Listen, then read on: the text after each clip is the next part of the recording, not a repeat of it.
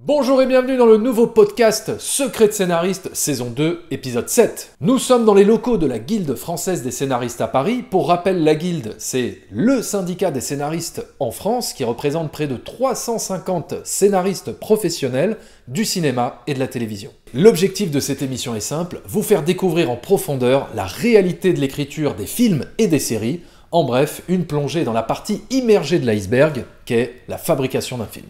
Aujourd'hui, épisode spécial, série de genre, puisque nous recevons Cook Dang-Tran, l'un des scénaristes les plus prolifiques en France, puisqu'il a écrit des séries comme Marianne, avec le réalisateur Samuel Bodin, pour Netflix. La série Nox pour Canal+, des épisodes de la série Le Bureau des légendes, 10%, Kabul Kitchen, ou encore, et pour le cinéma cette fois-ci, le film Goal of the Dead.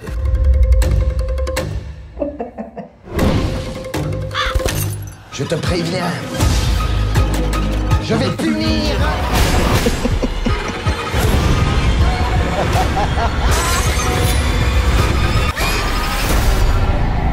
Bonjour Cook, et merci d'être venu nous rendre visite à la Guilde française des scénaristes.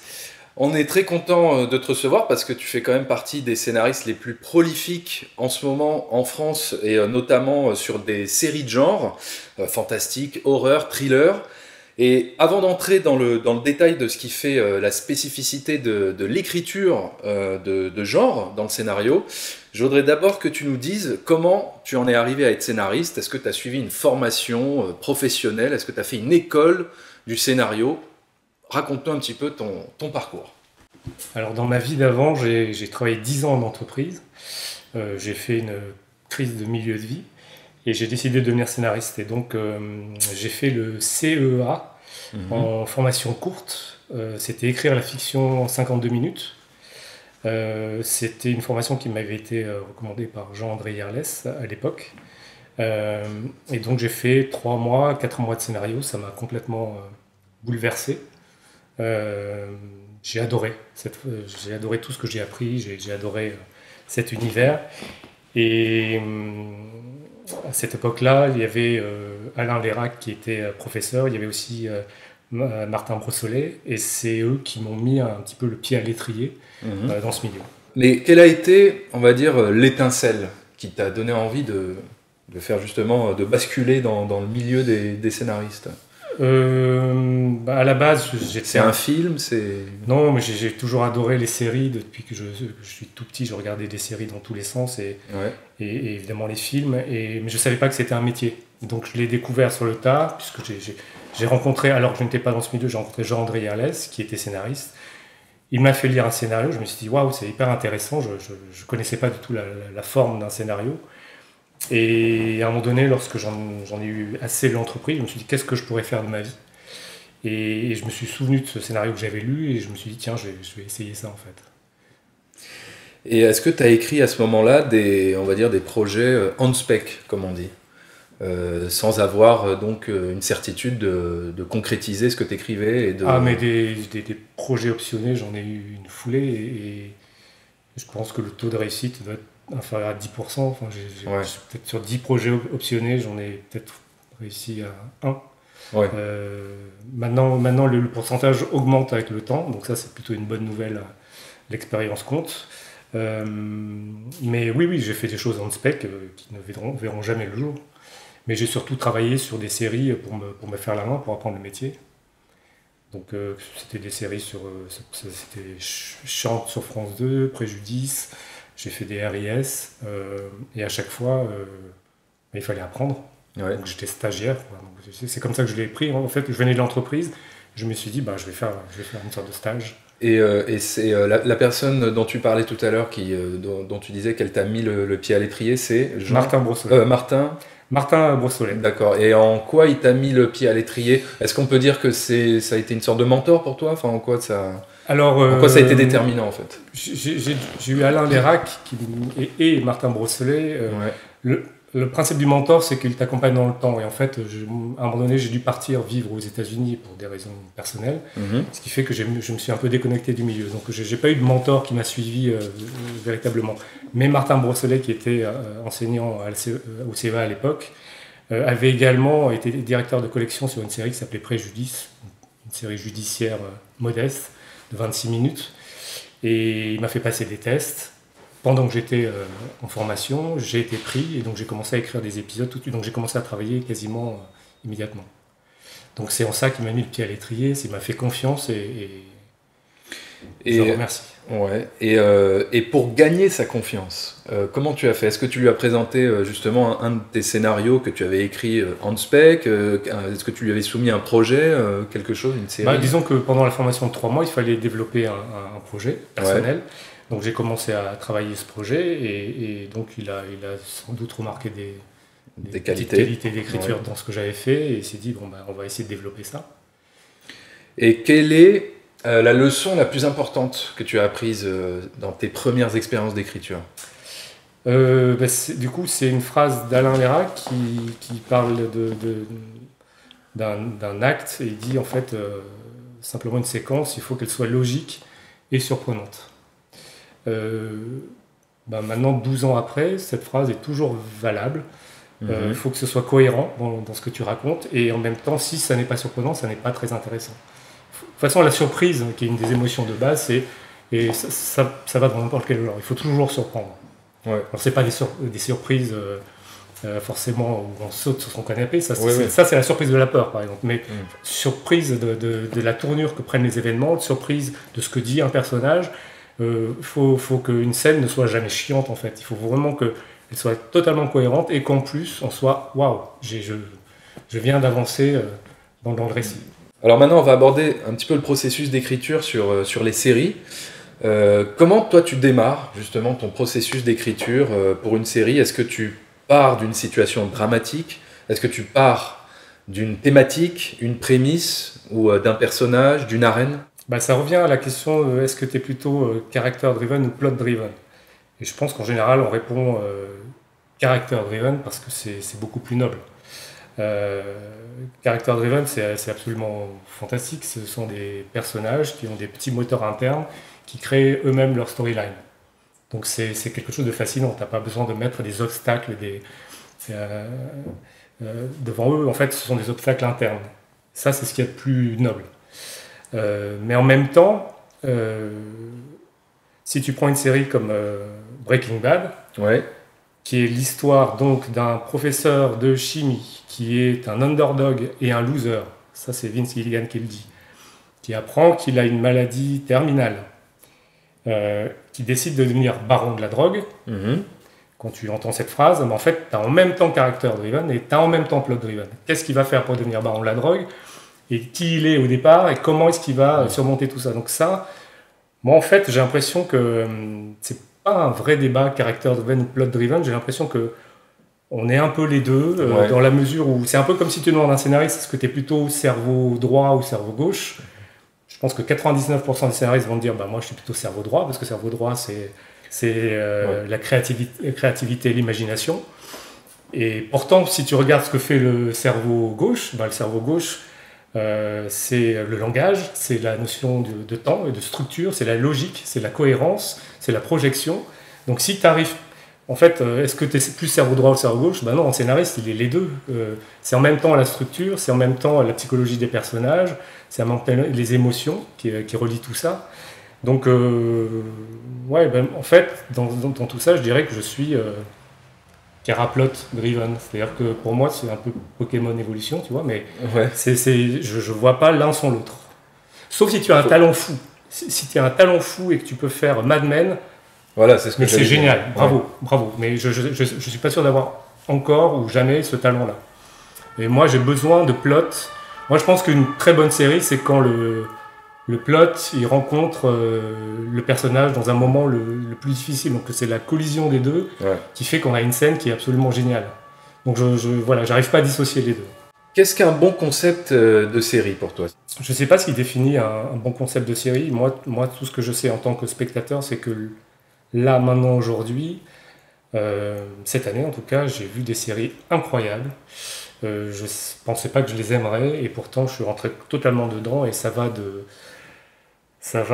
Euphoria, il y a évidemment Haunting of Hill House, les séries HBO, il y a vraiment Undone, même sur Amazon, The Boys, Je vois Tchernobyl, donc HBO fait quand même carton plein. Hein.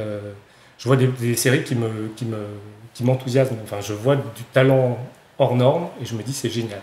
Donc je n'ai pas de réponse simplement je pense qu'il y a un sujet, une arène, des personnages et si tu arrives à raconter une histoire qui tient sur la durée pendant 8 épisodes, ben, pour moi ça fait, voilà, c'est la bonne série. J'ai pas théorisé ça en fait. Et alors à partir du moment où toi par exemple tu trouves ton concept de série, comment tu travailles par la suite? C'est quoi l'étape suivante? Tu travailles sur quel document? Parce qu'on parle souvent en série de documents de présentation ou de pré-bible qui servent à vendre l'idée de ta série à la chaîne. Est-ce que tu peux nous parler de ce document? Qu'est-ce qui contient ce document? Combien de pages il fait? Combien de temps tu mets à l'écrire? Qu'est-ce que c'est que ce document? Alors ce document c'est une tannée, c'est ce que j'aime. C'est le plus dur? C'est ce que j'aime le moins parce qu'en fait ça s'éloigne presque le plus de ce que j'aime faire. Moi mon péché mignon c'est d'arriver au dialogue. Tout ce qui est avant, c'est du travail. Tout ce qui est avant, c'est beaucoup de travail, mais c'est du travail. Quand j'arrive au dialogue, c'est un plaisir pur. Je prends la vague. Tout le reste, je mets ma combinaison, je vais dans la mer, il fait froid, je me prends les vagues, j'attends que les vagues arrivent, et ensuite je prends la vague. Mais tout ça, avant, c'est du travail. Au départ, il y a le pitch, le résumé de ce qu'est la série, et ça, c'est un quart de page. Ce quart de page, il me prend une semaine, des fois, il me prend plus. Chaque mot compte, la virgule, le point. Ça me rend fou, mais c'est ça. Il y a la note d'intention. Pourquoi est-ce que j'ai envie de raconter cette série? Et puis, il y a les personnages. Est-ce qu'il faut parler de la forme dans la note d'intention, de pourquoi on a envie de raconter cette série, par exemple? La forme, non. C'est plus les thématiques. C'est la thématique et c'est aussi les sources d'inspiration dans des séries existantes. D'accord. Pour donner une idée de de la direction dans laquelle je veux aller. Est-ce que ça peut s'affilier avec ce qu'on appelle un mood book? Tu vois ce que... Alors, le mood board, oui, il y a ça dans certaines séries. Certaines séries en ont besoin et d'autres pas du tout. D'accord. Pas du tout. Là, j'ai un concept de série que j'ai créé qui se passe au 19e. J'ai besoin d'un mood board, d'un mood book. D'autres séries, non. Et puis il y a aussi dans ce document une sorte de mini-arche qui montre en tout cas que je sais à peu près dans quelle direction je vais aller et quels sont les mouvements, les turning points principaux de la série. Et est-ce que dans ce document il y a déjà le nombre de saisons définies ou pas du tout? Alors moi je suis pas très série en fait. Enfin, quand je dis que je suis pas très série, j'ai un vrai goût pour la mini-série. Ce que les Américains appellent maintenant limited series. J'aime bien raconter une histoire sur une saison. Je me projette. Peut-être que ça viendra, mais pour l'instant, je ne me projette pas sur 3, 5, 7 saisons. Ce que tu as fait sur la série Nox, par exemple. Absolument. D'accord. J'aime bien le principe aussi de l'anthologie. C'est-à-dire, je fais. Voilà. Une seule saison. Ce que fait Mike Flanagan sur Haunting of Hill House, il explique, il raconte une histoire pendant une saison. Fin de l'histoire. Maintenant, je vais raconter une autre histoire de maison hantée. Et avec les mêmes personnages, je crois. American Horror Story est une anthologie aussi. Donc, oui, je crois que j'ai un goût pour ça.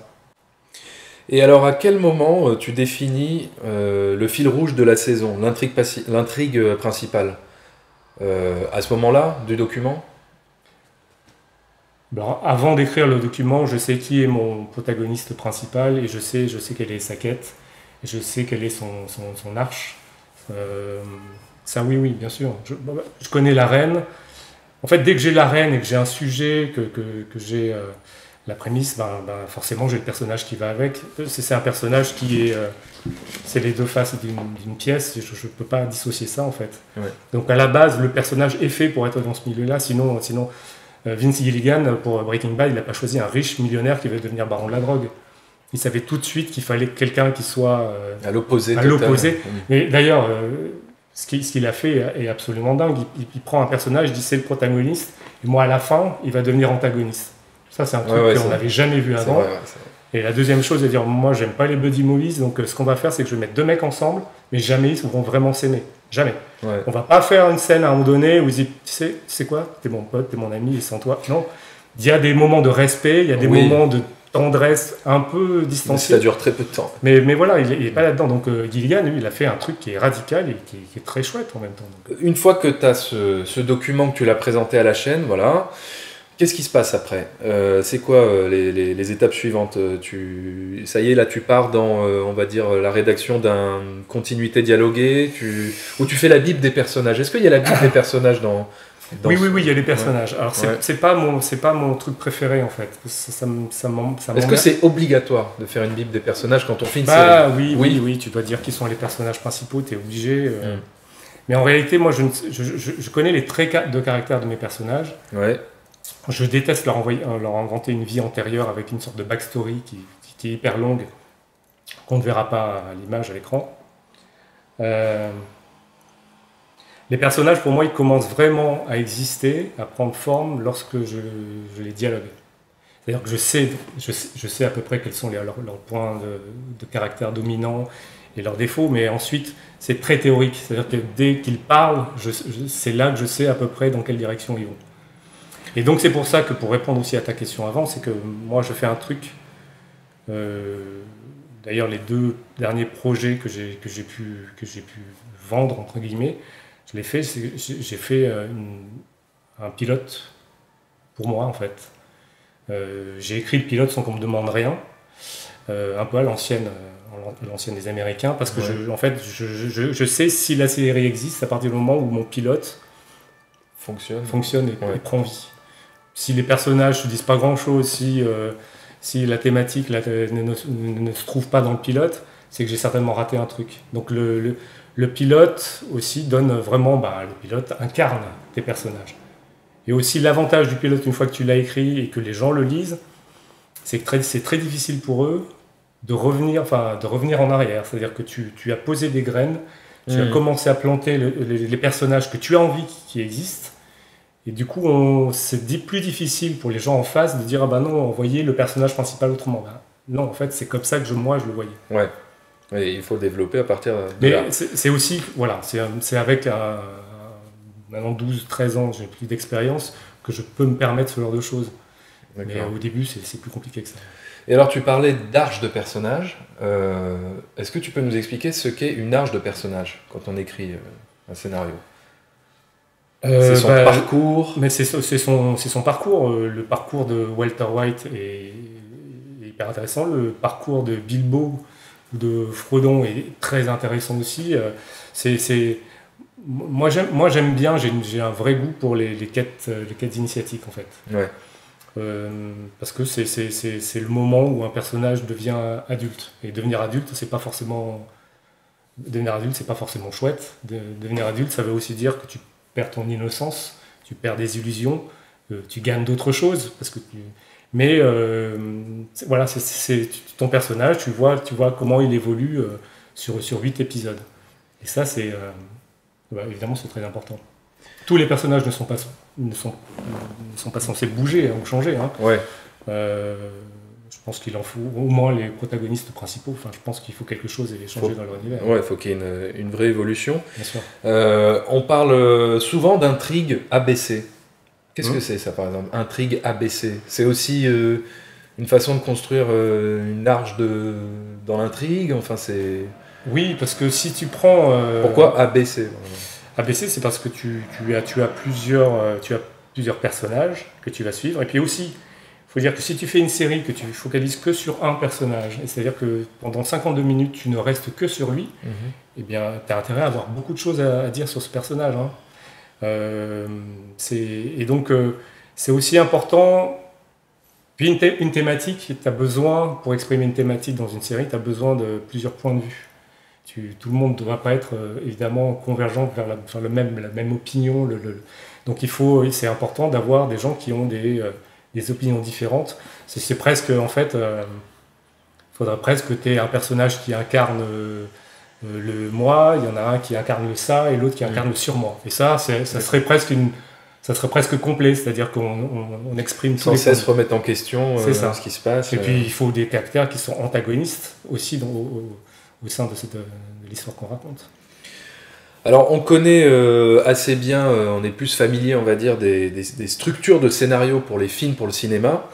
Est-ce que tu peux nous expliquer comment se structure une série une fois que tu as donc tes personnages, que tu as trouvé les arches de tes personnages, que tu as voilà, le concept, l'intrigue, comment s'effectue le tissage des scènes et comment on arrive à faire évoluer tout ça sur voilà, 12 heures, 20 heures de fiction. Je donne la priorité à mon héros, à mon héroïne, protagoniste principale, donc je vois vraiment, j'écris son arche à lui ou à elle.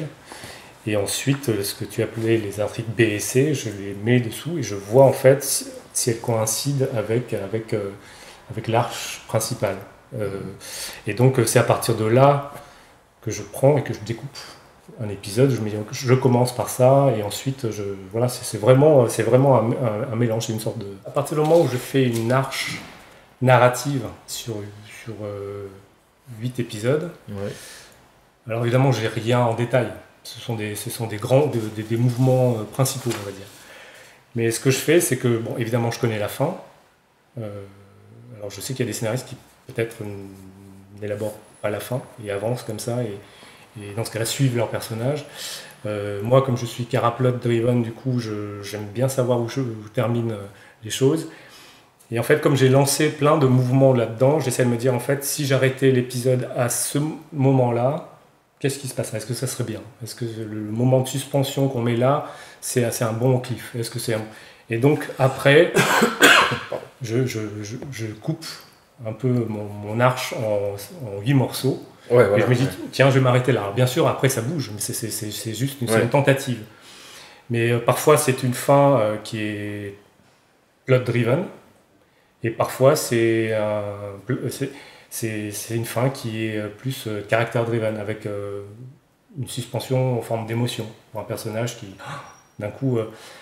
donc voilà, c'est un mélange.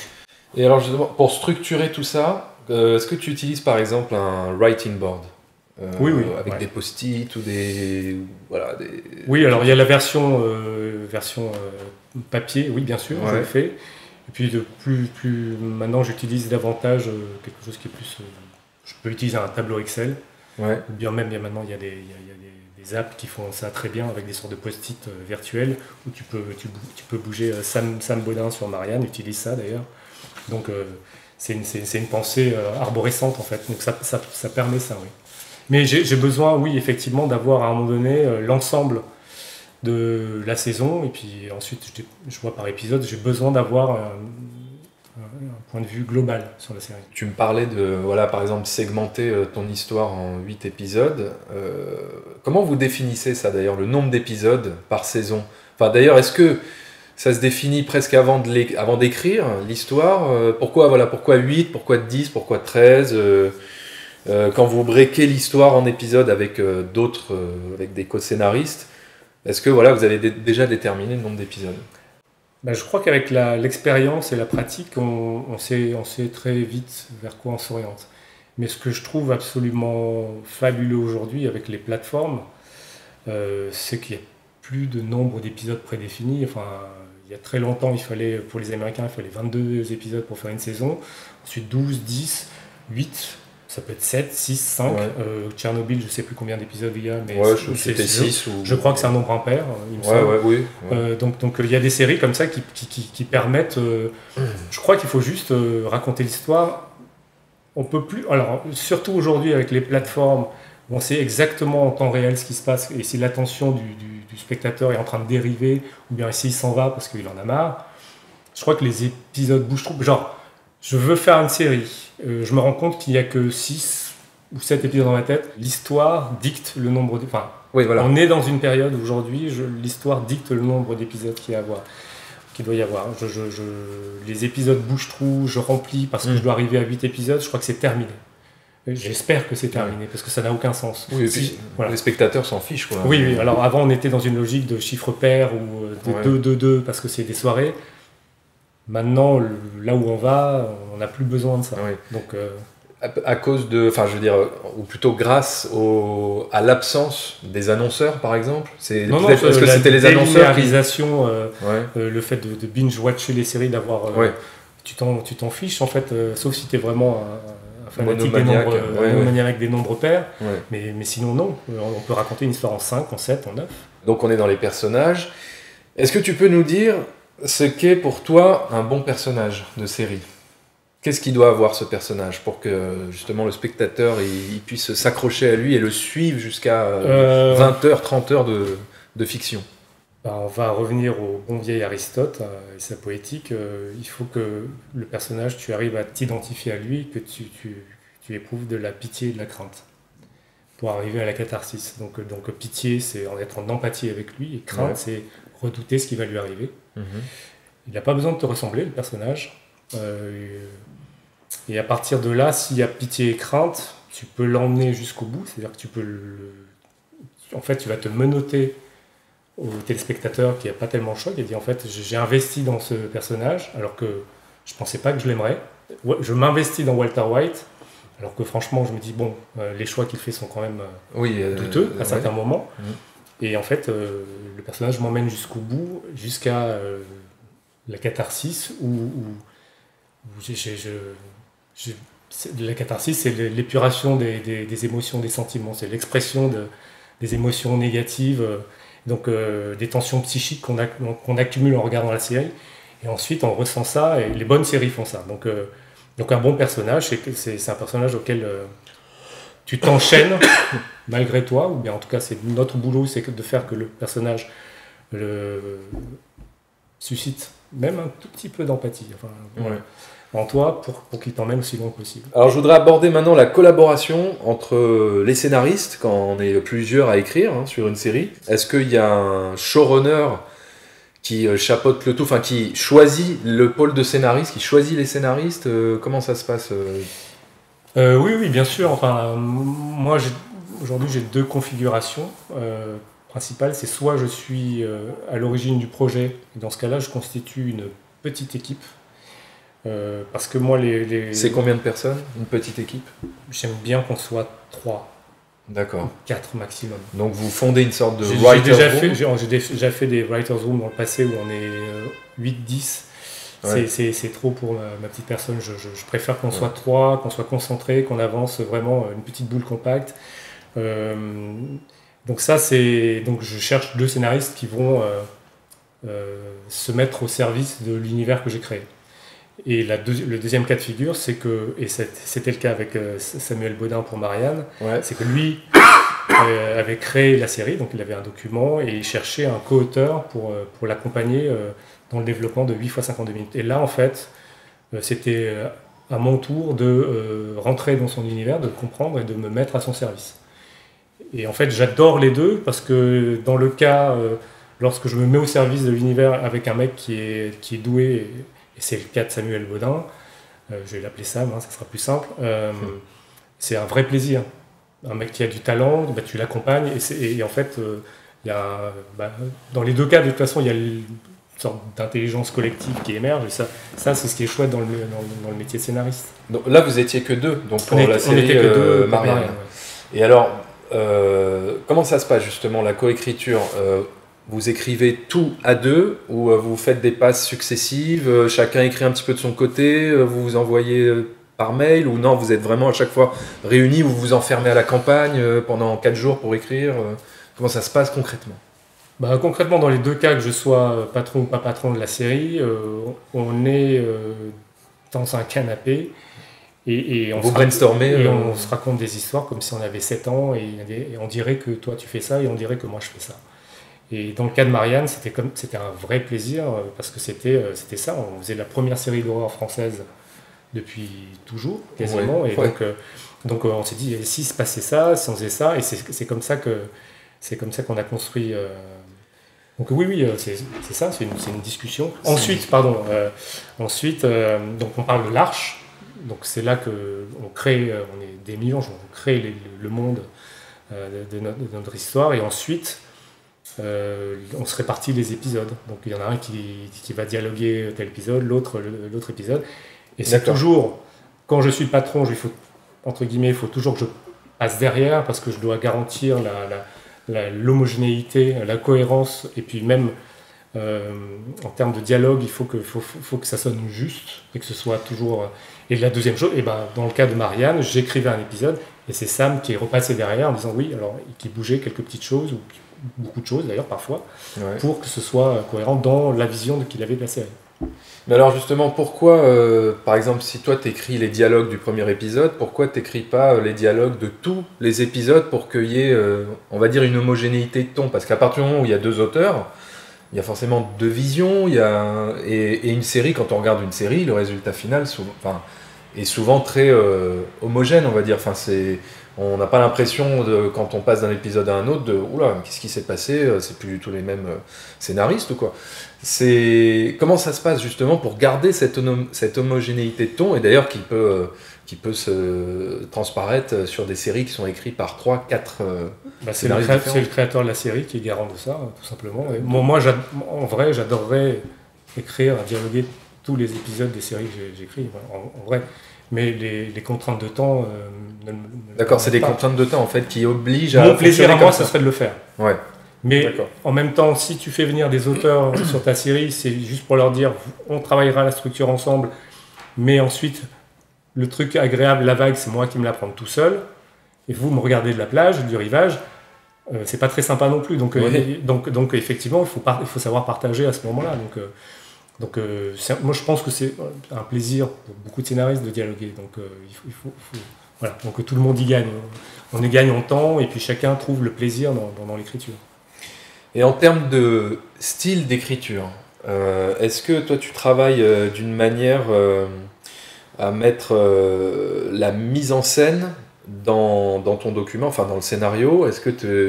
Est-ce que quand on lit ton scénario, on voit déjà les idées de mise en scène, limite les placements de caméra, les angles de vue? Non, et ça peut m'arriver de dire gros plan sur le visage parce que je veux qu'il y ait une émotion. Voilà, ouais. Oui, ça peut m'arriver, mais non. Moi, je suis de l'école William Goldman. Donc pour moi, c'est dans mon panthéon des scénaristes, il est très haut. C'est qu'on ne doit pas s'emmerder. Le scénario, c'est un document très aride. Ça ressemble à une pièce de théâtre, mais encore plus... ça peut être pénible. Il y a des gens qui n'arrivent pas à lire des scénarios parce que ça exige un effort de projection qui est très fort. Ouais. Et donc, quand tu lis un scénario de William Goldman, tu t'emmerdes jamais parce qu'il fait des digressions. Parfois, il parle des personnages. Ce qu'on n'est pas censé faire, il le fait. Ce que pense un personnage à un moment. Oui, voilà, ça normalement on ne doit pas l'écrire dans un scénario. Oui, mais pourtant ça alimente. Et en fait, quand tu lis le récit, tu comprends très bien ce qui se passe, et ensuite on se débrouillera pour que cette pensée soit traduite visuellement. Mais voilà, donc même les didascalies, j'essaie d'être concis, mais en même temps de faire en sorte que ce soit divertissant, même dans la lecture. Donc il n'y a pas, dans le scénario que tu vas écrire, il n'y a pas forcément une mise en... Enfin, est-ce qu'il y a une mise en forme spécifique où tu sautes des lignes pour qu'on comprenne là il s'est passé quelque chose de très grave, tu vois, est-ce que par la mise en forme on comprend là où tu as voulu la mise en forme, l'idéascalie, ce que font les Américains, c'est qu'il y a un certain moment, des moments d'action pivot, ils mettent tout en majuscule. Ah voilà, d'accord. Moi ce que fait beaucoup Sam aussi, c'est que les bruits, une porte qui claque, c'est slam, je le mets. D'accord. Okay. Un ascenseur qui arrive, ting, je le mets parce que je veux juste que les éléments visuels sonores dans un scénario sont aussi importants. D'accord. Ça n'a pas l'air très important, mais je pense que ça contribue à rendre le scénario plus vivant. Benjamin Dupas, qu'on a reçu à la Guilde, il nous avait parlé de la nécessité d'ajouter du pizzazz. Est-ce que tu vois ce que c'est ? Voilà, du pizzazz aux scènes.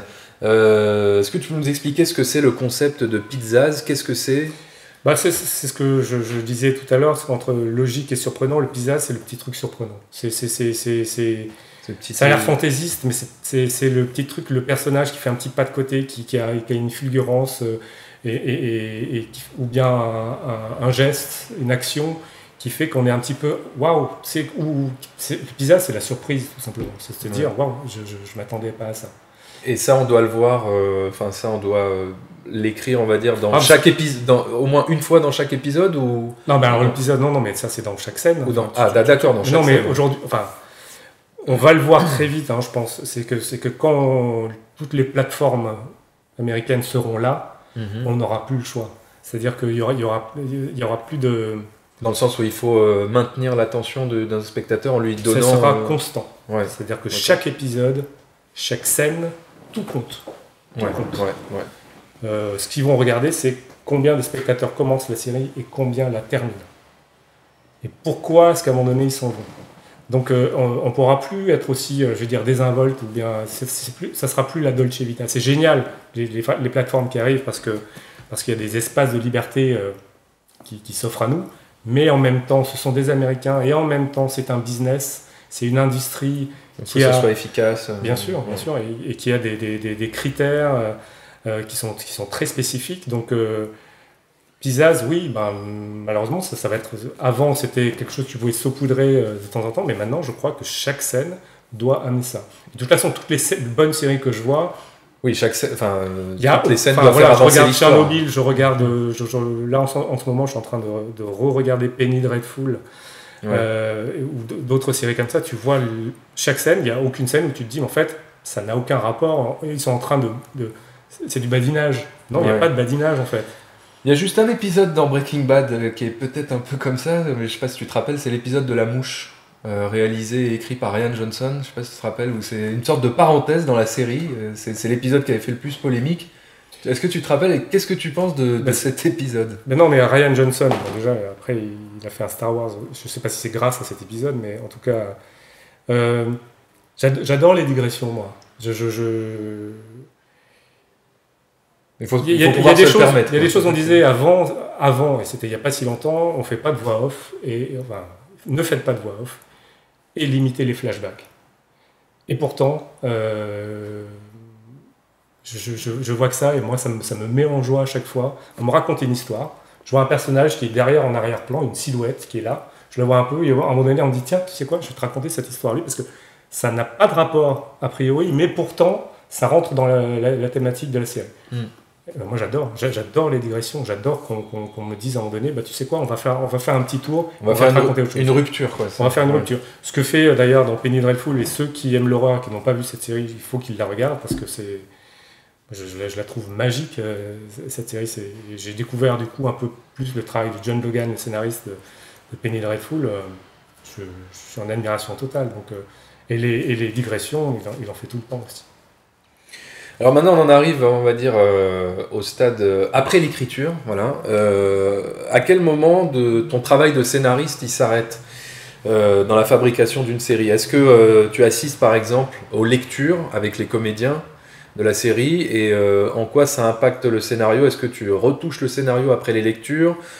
Est-ce que tu es là sur le plateau, voilà, ou alors une fois que tu as tout écrit et que maintenant c'est au réal et tout ça, de concrétiser ce qui a été écrit, ça dépend vraiment des projets. Alors oui, idéalement, il faut être à la table pour la lecture, ou bien même juste avec le réal, sur les intentions. C'est-à-dire que tu parcours tout le scénario, tu dis en fait, voilà ce que j'ai voulu dire. Ouais. De vérifier si les intentions... Que le réalisateur a bien compris, parce que parfois peut-être que je me suis mal exprimé, et donc du coup il ne faut pas que les personnages soient en souffrent après. Mais ensuite ça pose la question de à quel point je veux intervenir dans le processus, et est-ce que je veux devenir showrunner. Donc ça c'est encore d'autres questions, parce que je suis très partagé. Je crois que Benjamin a déjà expliqué ce que c'était être showrunner, et à quel point c'était difficile. Et effectivement, oui, c'est David Mamet qui disait que écrire un scénario de film, c'était courir un marathon, et qu'être showrunner, c'était courir un marathon et en mourir. Donc il y a ça donne envie. Ça donne envie. Et moi, je ne suis pas devenu scénariste pour retrouver la vie un peu agitée que j'avais en entreprise, et ne plus avoir le temps de réfléchir. J'ai justement fait ce métier pour être capable d'être contemplatif, de prendre mon temps, de lire, de me poser. Et donc showrunner, c'est encore un autre métier. Mais voilà, pour répondre à ta question, oui, moi, ce que j'aimerais idéalement quand j'écris, c'est peut-être être impliqué dans un poste de directeur artistique, être consulté pour le casting, consulté pour faire les lectures, et tout ça. Ensuite, tout ce qui est budget, faire les choses entendre sur le plateau, modifier évidemment, je peux être là. Mais est-ce que je veux passer toutes mes nuits, mes jours à me ronger les sangs? Alors je dis ça parce qu'en même temps, de toutes les séries, j'ai pas encore fait la série emblématique pour laquelle j'ai envie de me battre et à mort. J'ai pas, enfin, elle est en train de se créer, elle est quelque part, et je suis pas sûr qu'elle se fera un jour, ni en France ni ailleurs, mais en tout cas, pour l'instant, je suis prêt à donner les rênes de l'attelage à un réalisateur si je pense qu'il fait un super boulot. Là, en l'occurrence, pour Marianne, Sam est co-scénariste, je suis co-scénariste de Sam et réalisateur, je lui ai une confiance aveugle. Je savais exactement ce qu'il allait faire en tant que réalisateur, je le pressentais en tout cas et j'ai pas été déçu.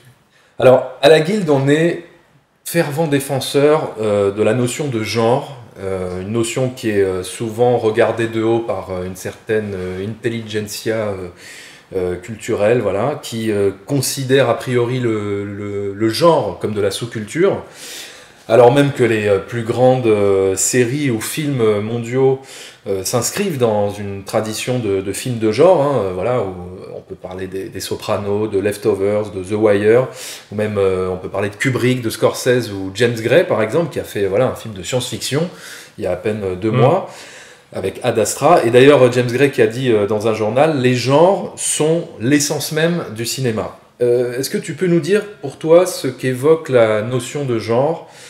C'est quoi le genre pour toi? Le genre, en tout cas en France, enfin, je pense que c'est ce sac dans lequel on a mis tous les trucs qu'on ne pouvait pas faire, qu'on n'avait pas envie de faire depuis longtemps. Donc on a mis dedans le fantastique, la science-fiction, la fantasy, l'horreur.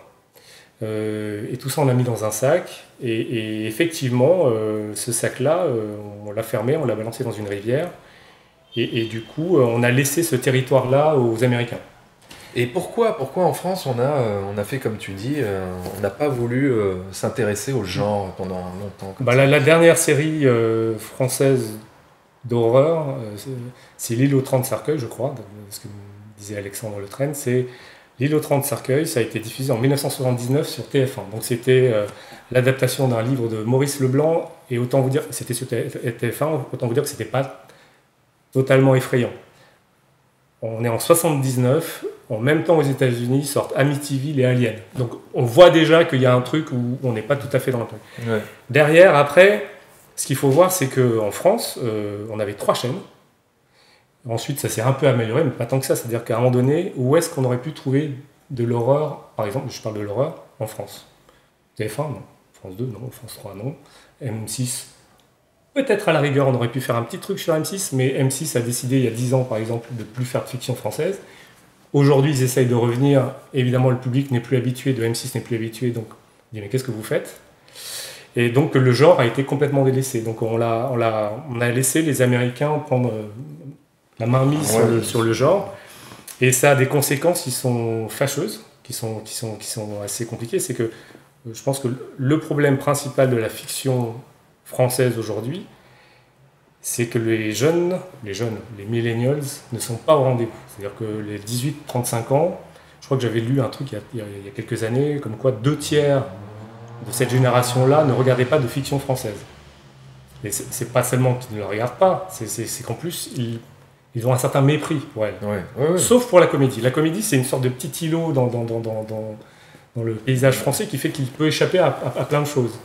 Mais on a décidé que les Américains savaient faire la science-fiction, la fantasy, et que nous, on n'était pas compétents pour le faire. Et donc il y a eu un silence abyssal pendant des années. Donc aujourd'hui, ce qu'on on a essayé de faire avec Marianne, c'est de...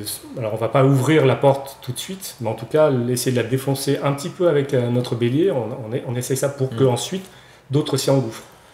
Parce que l'avenir aussi de la fiction est en jeu. C'est-à-dire qu'à un moment donné, plus personne ne va regarder la fiction française, ou bien que des personnes âgées, et c'est pas ça qu'on veut non plus. Il a fallu que Netflix arrive en France pour qu'on ait enfin une fenêtre de tir. Ouais. Quand on a commencé à écrire Marianne, on n'avait aucun diffuseur. Mais aucun. Il a fallu la foi d'un producteur, Raphaël Rocher, pour dire « Ok les gars, c'est pas grave, écrivez, on trouvera peut-être quelque chose à un moment donné. » Mais qu'est-ce que selon toi le genre apporte? On a 6 émotions de base. C'est joie, joie, tristesse, colère, surprise, amour. J'en ai oublié une, je ne sais plus laquelle c'est, mais peur, évidemment. C'est le genre.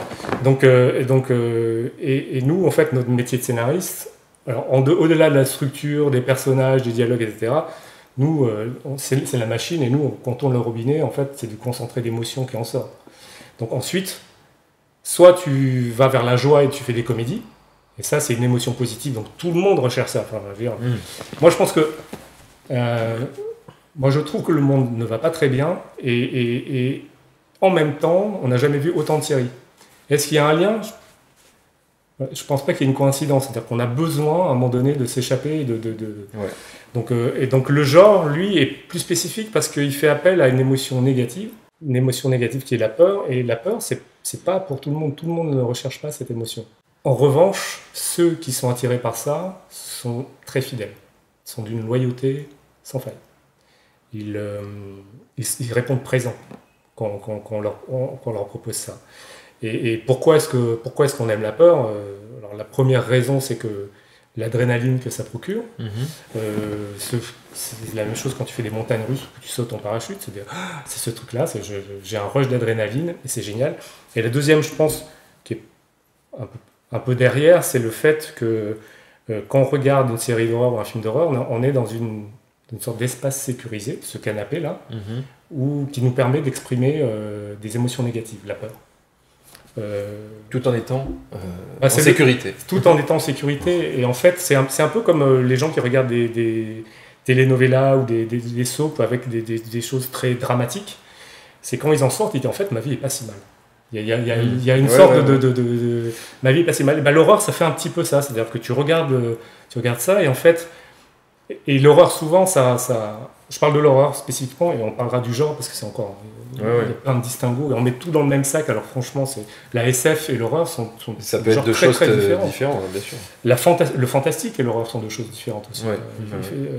Et donc, je pense que voilà, il y a un espace où on peut justement se libérer des tensions psychiques, de toutes les émotions négatives qu'on peut ressentir dans le monde qui nous environne. On regarde une série d'horreur et la série d'horreur, c'est un peu comme un conte, les contes de fées. C'est qu'il y a une notion très prégnante du bien et du mal. Donc il y a un ennemi, il y a un obstacle, et il faut montrer du courage. Ouais, mais c'est ce que j'allais dire, c'est que là on se rapproche même, peut-être avec le genre, beaucoup plus de la mythologie, des mythes, et on joue avec ça. Il y a aussi la SF qui a un rôle qui est génial, parce que la SF, j'avais lu il n'y a pas très longtemps qu'en fait le fantastique, ça répondait, en fait, c'était des peurs individuelles, alors que la SF répondait à des angoisses collectives. Collectives et que tandis que le fantastique, en fait, lorgnait vers la psychanalyse et les névroses qu'on peut avoir, la SF, elle lorgnait vers la philosophie. Ouais. Donc c'est vrai que si tu regardes Battlestar Galactica ou bien Westworld, Westworld, c'est plus imparfait. Mais en tout cas, Battlestar Galactica, il y a quelque chose de très beau dans ce qu'a fait Donald Moore. C'est métaphysique, c'est ontologique, c'est qu'est-ce que c'est que l'être humain. Et donc, c'est assez extraordinaire. Donc, je crois que c'est Krivine qui parlait de méta dans ce qu'on est. La SF permet ça. Et même d'ailleurs, les Walking Dead, c'est quelque chose sur qu'est-ce que c'est qu'être humain au final. Et c'est aussi qu'est-ce que c'est. Et les films, et on peut rebondir comme ça. Haunting of Hill House, qu'est-ce que c'est ? C'est sur la mort, c'est sur la séparation, c'est sur l'oubli, c'est sur le pardon, c'est sur plein de choses. Donc on peut, les émotions négatives, on les a en nous. On peut pas s'en débarrasser comme ça. La tristesse, la colère et la peur, qui sont les trois émotions négatives de base, on les a en nous, de toute façon. Donc il y a des gens qui choisissent de pas creuser dedans parce qu'effectivement ça peut ne pas être très agréable. Mais on peut faire quelque chose de très... Haunting of Hill House, Mike Flanagan a fait un boulot génial, je trouve, parce qu'il a pris un thème tout à fait classique et il a réussi à en faire un drama qui est vraiment très très beau. Et Leftovers aussi, c'est magnifique. Enfin, Moi, j'ai pleuré sur Leftovers et j'ai pleuré aussi sur Haunting of Hill House. Donc ça veut dire que ces fictions-là peuvent amener des émotions. Mais bien sûr, bien sûr. Prenons 3 séries que tu as écrites. Marianne, qui est de l'horreur, Nox, qui est un polar, et Intrusion, une série diffusée sur Arte, qui est un thriller fantastique. Sur chacune de ces séries, est-ce que tu peux nous dire, on va dire, tes influences, tes références, et comment tu as joué avec les conventions de genre sur ces séries? Sur Marianne, par exemple, c'était quoi l'influence ou la référence? Alors la référence c'était Stephen King. Enfin, il y avait aucun doute là-dessus. Stephen King a joué un rôle majeur dans la vie de Sam, ou la mienne. Alors, Sam qui est précoce, lui a commencé à lire Stephen King à 11-12 ans, je crois. Moi, je m'y suis mis en fait à 18 ans. Et en fait, pendant 2 ans, je n'ai lu que du Stephen King. Alors moi, j'ai un truc un peu obsessionnel, c'est que quand je découvre un auteur, je lis tout ce qu'il fait et ensuite je passe à autre chose. Stephen King, qui avait déjà fait un paquet de trucs, du coup j'ai différentes saisons, Cujo, enfin tout, j'ai tout bouffé Stephen King, et en fait le type a complètement défoncé mon imaginaire. Je me suis dit ok, en fait on peut avoir peur, on peut avoir juste lire une page et poser le bouquin en se disant je le lirai demain parce que là il y a un truc, et pourtant j'ai envie de savoir parce que j'adore ce personnage et je me suis attaché à lui. Et Stephen King a fait ça. Donc, Puis surtout, Stephen King a réussi à parler de sujets très durs, très, très forts.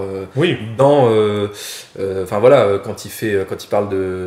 il écrit Cimetière, il parle du deuil, il parle de choses très, très malaisantes, quoi, très angoissantes, dans un univers de genre, d'horreur, d'épouvante. Mais alors moi, quand j'ai vu Marianne, j'ai un petit peu pensé à La part des ténèbres de Stephen King. Est-ce que par exemple c'était une référence? Mais évidemment Marianne c'est ultra référencé. Enfin, on imagine bien que quand il n'y a pas eu de fiction d'horreur pendant des années, évidemment on va être référencé. Et évidemment on a des hommages. Et donc Stephen King c'est notre... sur le panthéon des écrivains d'horreur, c'est sûr que voilà. Et lorsqu'on a eu ce tweet de Stephen King pour dire j'ai vu Marianne et j'ai aimé, je vais pas dire que c'était un des plus beaux jours de ma vie, mais en vrai c'était incroyable, c'était une sensation de dingue. Et donc vraiment et une grande admiration pour le bonhomme. Donc ensuite sur les autres séries, sur Nox par exemple, Nox c'était polar, mais l'influence c'était davantage la mythologie, c'était Orphée, Eurydice, c'est Béatrice dans les enfers, Dante qui va chercher, voilà.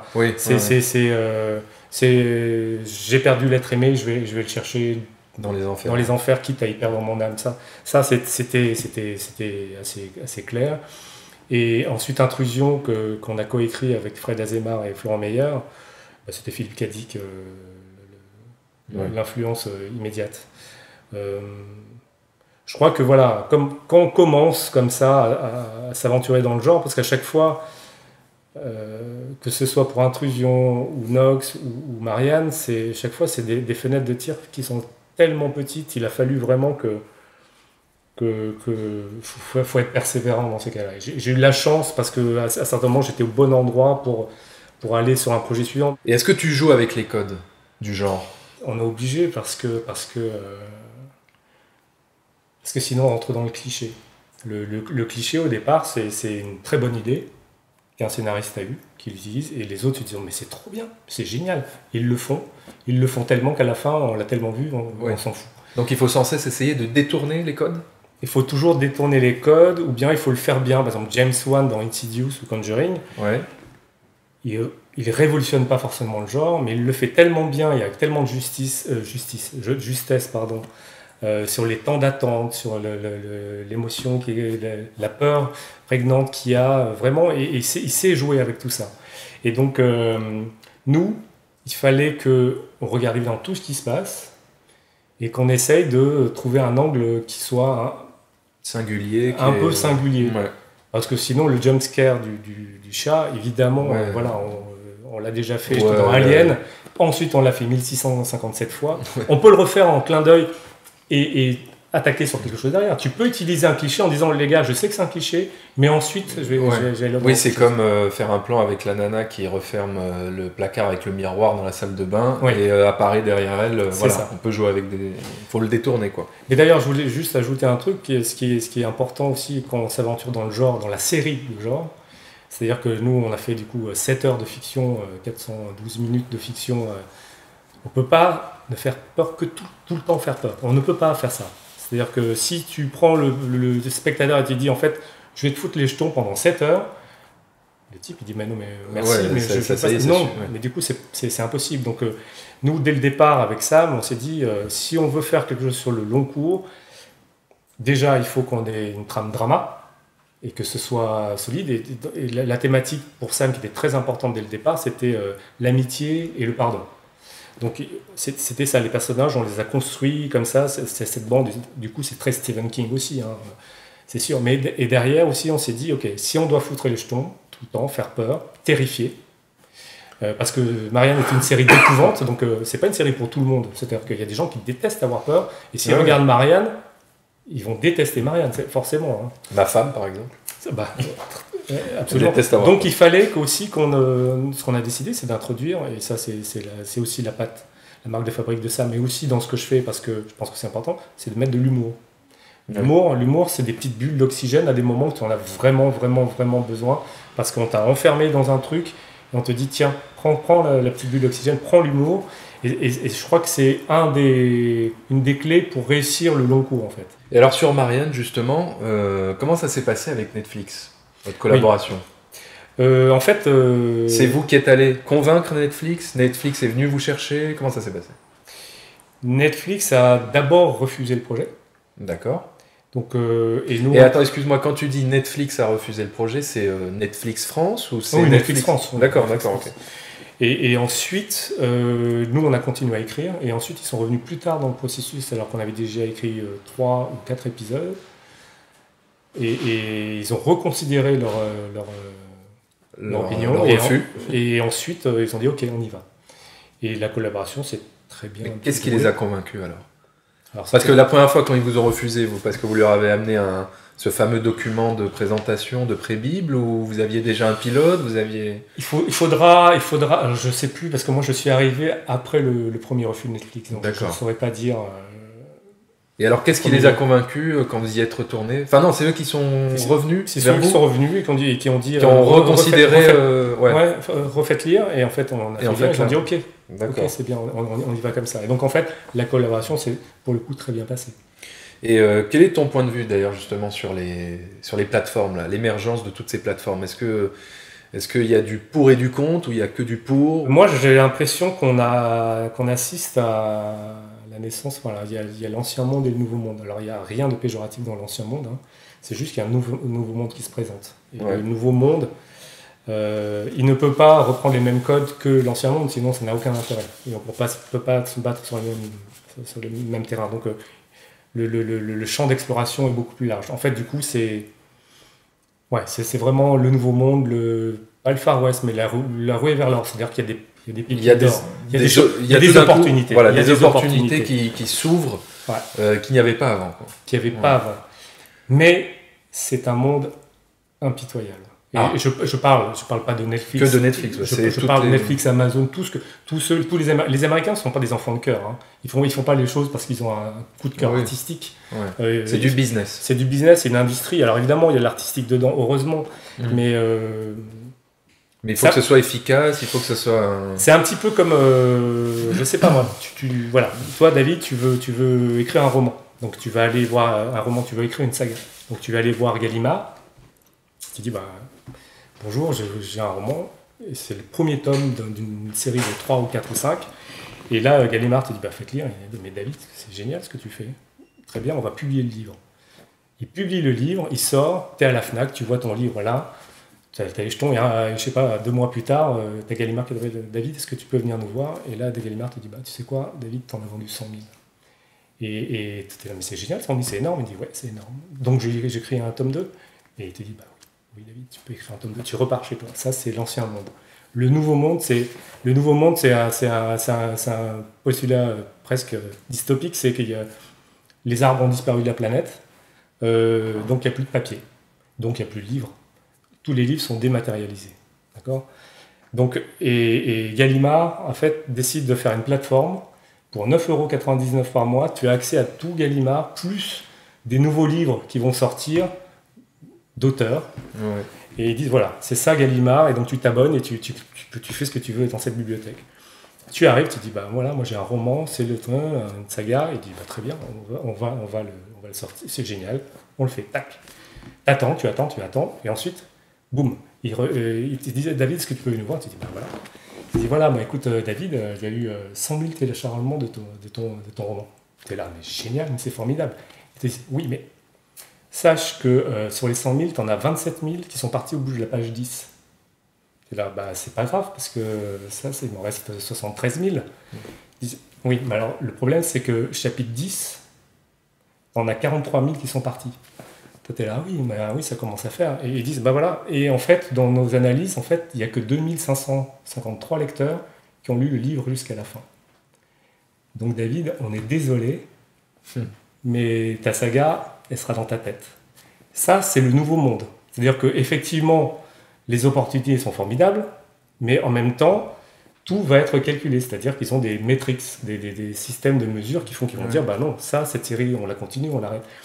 Et donc, du coup, le côté, ce que j'appelais la Dolce Vita, truc, c'est fini avec toutes ces plateformes qui arrivent. Alors, ça a l'air négatif comme ça, mais en même temps, ça va nous forcer, scénaristes, chaque fois qu'on propose quelque chose à une plateforme, à bétonner tous les épisodes un par un. Il n'y a plus d'épisodes, on se dit, bon, bah, c'est pas grave qu'il y ait un ventre mou des épisodes 3 et 4, ou 5, 6. C'est fini, ça. C'est maintenant, tu dis, ok, chaque épisode, il va falloir... Ça va nous... Bah oui, parce qu'à partir du moment où on rentre dans l'engrenage de l'industrie, il va falloir qu'on s'adapte à ce qu'ils veulent. Donc en même temps, c'est exaltant, mais en même temps, c'est d'une violence extrême. Donc je ne suis pas sûr qu'on soit totalement préparé à ça, et moi je ne sais pas comment je vais le prendre d'ailleurs. Mais en tout cas, c'est fascinant, mais c'est impitoyable. Et alors j'ai 2 dernières questions pour toi. Sur quoi tu travailles en ce moment ? Est-ce que tu peux nous en parler ? Est-ce que tu peux nous révéler tes futurs projets ? Alors là, j'ai eu la chance de trouver des acquéreurs pour mes deux projets personnels. Enfin, donc c'est des séries, ouais. C'est des séries, oui. La première série, c'est une adaptation d'un manga qui s'appelle Les Gouttes de Dieu, sur l'univers du vin, l'œnologie. Donc voilà, il y a une touche de fantastique dedans, mais c'est un pur drama. Voilà, ça se passe entre la France et le Japon. Et c'est un peu, il y a un personnage qui a une sorte de super pouvoir gustatif. Et donc ça, je trouve ça très chouette. Voilà, c'est une série patrimoniale. C'est une série qui je ne vais pas dire une saga familiale, parce que j'ai vraiment envie qu'il n'y ait qu'une saison. Mais voilà, ça tisse des relations entre des parents, des enfants. C'est sur le deuil, c'est sur la mémoire, l'oubli, ce qu'on prend de ses parents et ce qu'on rejette d'eux, ou ce qu'on croit rejeter d'eux, ou que finalement nous anime. Donc voilà, ça c'est la première chose. Et l'autre série, c'est une série pour OCS, qui est une série fantastique pour ados. Donc sur des mondes parallèles. D'accord. Et si tu avais un conseil clé à donner à un jeune scénariste qui voudrait se lancer dans l'écriture de séries télé, voilà, qu'est-ce que tu lui dirais ? Tu peux t'adresser à lui directement en regardant la caméra. Voilà, un conseil clé pour un jeune scénariste qui veut se lancer dans la série télé. Un conseil clé, c'est que tous les scénaristes vont écrire des concepts. Mais je crois que mon conseil, ça serait, pour incarner le concept, c'est d'écrire un pilote, pour soi, sur son temps libre, juste pour développer les personnages, pour voir comment les intrigues, pour voir si la pierre angulaire de ce que tu vas proposer est assez solide. Si ton pilote, et ton pilote, en plus, tu peux le faire lire, tu auras des retours sur ton pilote, et tu sauras peut-être quelles sont tes faiblesses ou tes forces. Et dans ce cas-là, c'est un conseil à 2 étages. Et le deuxième étage, c'est que si tu sens que tu as des faiblesses structurelles, trouve un autre scénariste qui pourra combler ce manque-là. Et pareil pour les dialogues, si par exemple tu es très fort en concept, que tu as un instructeur qui est absolument dingue, que tu as vraiment bonnes idées, mais que parfois les dialogues pêchent un peu, trouve un autre scénariste, allie-toi avec un autre scénariste, avancez, apprenez l'un de l'autre, et puis peut-être qu'un jour vous pourrez vous séparer et chacun pourra partir dans sa propre direction. Mais je crois que dans ces cas-là ouais, il faut combler ses faiblesses, ça c'est important. Et le deuxième, c'est que le pilote, c'est un objet qui ne ment pas en fait. Soit il est réussi, et dans ce cas-là, on fait une série, soit il n'est pas réussi, et dans ce cas-là, il faut retravailler sans doute le concept. On voit souvent le potentiel dans le ça. pilote. Eh bien, merci Cook pour cette interview. Voilà, continuez à écrire, à lire des scénarios, c'est important, et à découvrir des films ou des séries télé, et à fréquenter évidemment les salles obscures. Voilà, rendez-vous dans un prochain numéro de Secret de Scénariste très bientôt. Ciao. Voilà, nous espérons que ce nouveau numéro de Secret de Scénariste vous a intéressé. Si c'est le cas, n'hésitez pas à aller sur la chaîne YouTube de la Guilde, où vous trouverez plein d'autres vidéos sur tout ce qui touche au métier du scénariste en France. N'hésitez pas également à aller sur le site internet de la Guilde, où vous trouverez une mine d'informations sur l'actualité des scénaristes français, ainsi qu'une Writer's Room, un centre de ressources sur l'artisanat de l'écriture. Enfin, je vous propose des critiques de films, des vidéos thématiques sur le cinéma sur ma chaîne YouTube The Film Talker, donc n'hésitez pas à venir faire un tour pour vous abonner. Secret de Scénariste saison 2 épisode 7, c'est terminé, à très bientôt.